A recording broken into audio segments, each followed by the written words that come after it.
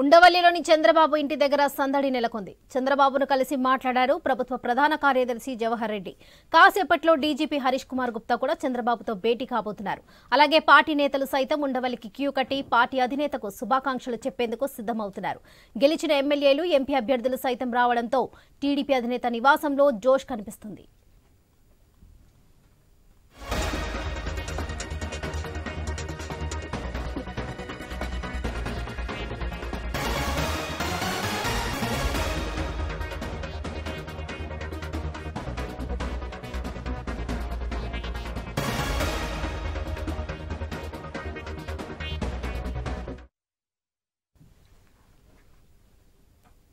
ఉండవల్లిలోని చంద్రబాబు ఇంటి దగ్గర సందడి నెలకొంది. చంద్రబాబును కలిసి మాట్లాడారు ప్రభుత్వ ప్రధాన కార్యదర్శి జవహర్ రెడ్డి.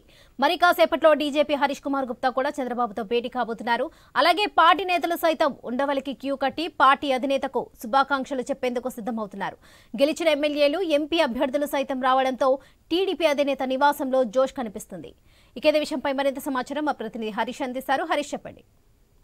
వరలక్ష్మి, ప్రస్తుతం చంద్రబాబు నివాసం వద్ద కోలాహల వాతావరణం కనిపిస్తోంది. ప్రభుత్వ ప్రధాన కార్యదర్శి జవహర్ రెడ్డితో పాటు ఏపీ డీజీపీ హరీష్ కుమార్ గుప్తా కూడా చంద్రబాబుతో భేటీ అయ్యారు. విడివిడిగా జరిగినటువంటి భేటీకి సంబంధించినటువంటి అంశాల్లో చాలా కీలకమైనటువంటి నిర్ణయాలు కూడా తీసుకున్నట్టుగా తెలుస్తుంది. ప్రమాణ స్వీకారానికి సంబంధించినటువంటి ఏర్పాట్లపైన, భద్రతా ఏర్పాట్లకు సంబంధించినటువంటి అంశాలపైన కూడా ఇరువురు అధికారులతో చంద్రబాబు నాయుడు చర్చించారు. మరోవైపు పార్టీకి సంబంధించినటువంటి నాయకులు, ఎమ్మెల్యేలు, ఎంపీలు గెలిచినటువంటి వాళ్ళందరూ కూడా పెద్ద ఎత్తున చంద్రబాబుని కలిసేందుకు తరలి వస్తున్నారు. దీంతో చంద్రబాబు ఇంటి దగ్గర భారీ ఎత్తున ట్రాఫిక్ ఏర్పడింది.